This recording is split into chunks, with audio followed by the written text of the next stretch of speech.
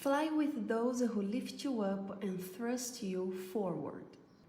A pilot friend of mine told me there are 4 main principles to master when flying airplanes: lift, thrust, weight, and drag. You have to take all these into account to make sure the plane will fly. It struck me that these same principles apply to specific types of people. There are some who lift you, brighten your day, cheer you up, and make you feel better about yourself.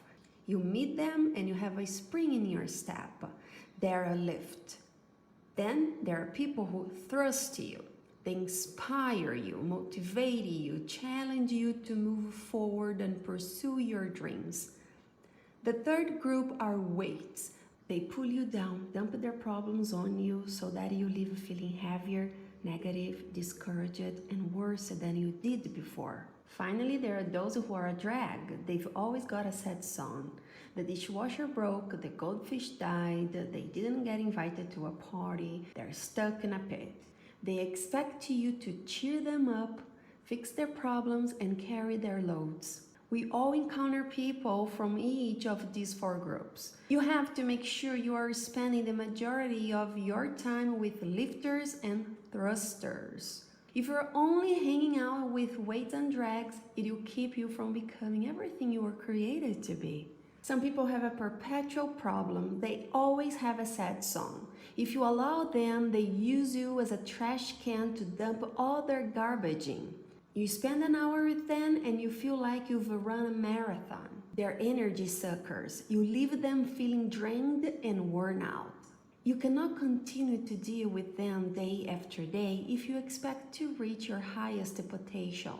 You won't lift off. You won't thrust forward into the good things God has in store if you are weighted down, letting people dump their loads on you. They'll make you discouraged and drain your energy. It's hard enough just to keep yourself cheered up. You're not responsible for their happiness. Sure, there are times when we need to sow a seed and have a listening ear and take time to love people back in wholeness. But that should be for a season and not an ongoing drama. You shouldn't spend every day listening to friends complain about their spouses or their neighbors. If you do, your life will be like an episode of Guiding Light, Jersey Shore, and the Real Housewives of Beverly Hills all put together. You have enough drama in your life without listening to everyone else's drama. You can't allow someone to put that negativity in your day after day if you expect to soar. You need to evaluate the people you're spending time with. Are they lifters and encouragers? Do they make you feel better? Do you leave their company feeling inspired and happier? Or are they dragging you down, making you feel drained and sapping your energy? When I was in my early 20s, this young lady cut my hair. She was as nice as could be. She had a good heart, but she was so negative. Every time I went, she told me all of her problems. This went on month after month and year after year. She claimed the shop owners weren't treating her right and they made her work extra hours. She had a sister who was causing her problems. She didn't know if she could pay her rent and her father wasn't doing well. Every time I left her shop, I felt depressed. She was very convincing. I did my best to encourage her.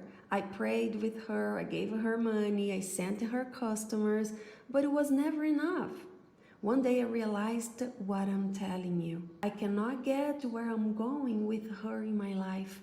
I love her, I pray for her, but I cannot fulfill my destiny with that weight on me month after month. I made a change. It was difficult. I don't like to hurt feelings. But I realized that my assignment is too important and my time is too valuable to let people continually pull me down. You may have to make changes where you do business, where you play ball, or where you work out. You may have to change the phone calls you take. You shouldn't spend an hour on the phone every night listening to somebody's woes or hearing their sad songs. Put an end to it. Be kind, be respectful, but you don't need that weight going to you. You need to be around lifters, thrusters, people who inspire you and motivate you. That's why so many are drawn to our ministry. There are enough weights, enough drags.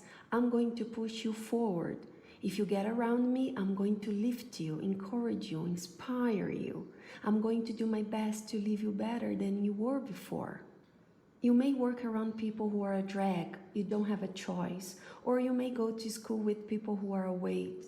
They are negative and sour. Here's the key. Before you leave home, get prayed up, praised up, encouraged. Set your mind that it's going to be a great day. You can't go into that negative environment in neutral. You've got to go in already filled up, already encouraged. Don't go with your guard down, stressed out from the traffic, worried about the deadline, or listening to depressing news reports. If you're not on the offensive, then the weights and the drags will pull you down. Maybe you've got a 20-minute drive on the way to work or school. Put on some good praise music. Get your spirit man built up. Build up a grateful attitude. Thank God for what He's done. Put on a good teaching DVD, something that inspires and motivates you. Talk to yourself the right way. This is going to be a great day. I'm strong in the Lord. I've got the favor of God. I can do all things through Christ. Something good is going to happen to me.